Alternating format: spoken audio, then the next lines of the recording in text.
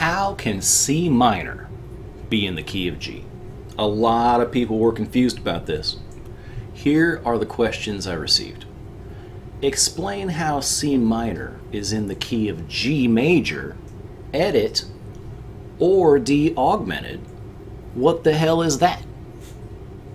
And also, how is C minor in the key of G? Isn't Lydian a major modality? That's a good question. Thank you for your questions. This is probably the progression we are referencing. It's a 1-4-2-5. G, C minor, A minor, D. Here's the short answer. The TLDR. If you see 2-5-1 in a chord progression, then you don't need to look any farther. That's a dead giveaway. It doesn't matter if it's major or minor or diminished or augmented or whatever.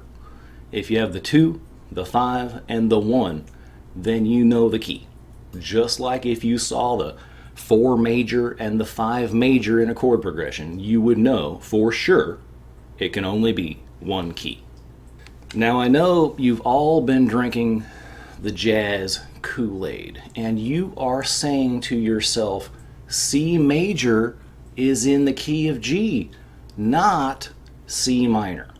You have offended my music theory religious beliefs. Downvote. I am so sorry to be the one to break this to you. But the major, minor, minor, major, major, minor, diminished list, that's not a rule. It is one reliable system that works for new jazz students and nothing more. And I know that hurts. Your guitar teacher lied to you, and I'm so sorry about that. So, how is C minor in the key of G? What craziness is this? My world crumbling around me.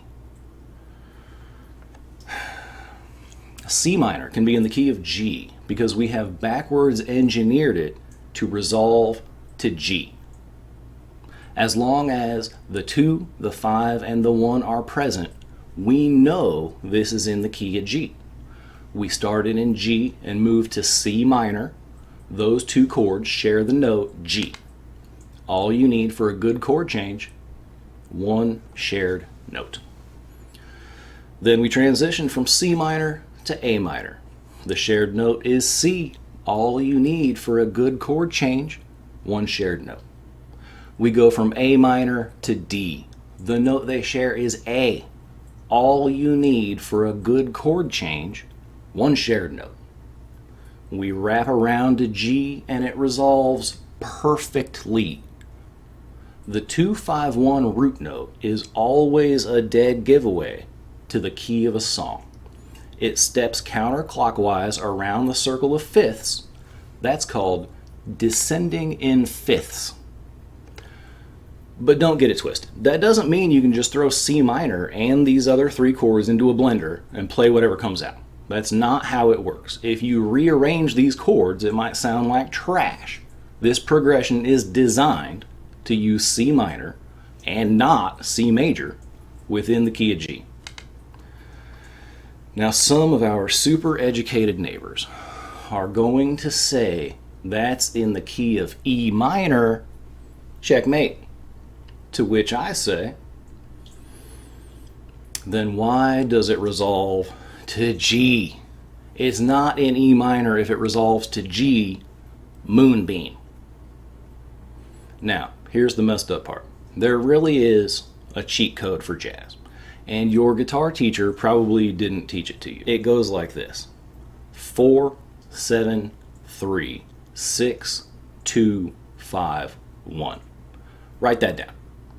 4, 7, 3, 6, 2, 5, 1. And if you step outside of that chord progression, jazz guys just don't like it very much. Every Berklee grad says 4, 7, 3, 6, 2, 5, 1 like it's the only way through the maze. They're just comfortable with it. That's the jazz theology taking hold in the guitar world. This jazz theology can only hold you back. Do not accept their jazz rules unless you want to live in that jazz church. The jazz cultists are trying to indoctrinate you from a young age so that they can play major, Lydian, Mixolydian back to major. And it seems on its face like they know what they're doing. And they're just doing that so they can dunk on you with their jazz licks.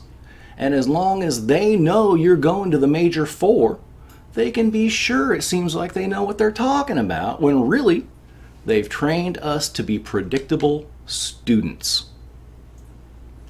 But as you'll notice, the 251 there at the end of the jazz cheat code is the exact same trick that we are using to bring C minor into the key of G. Great question.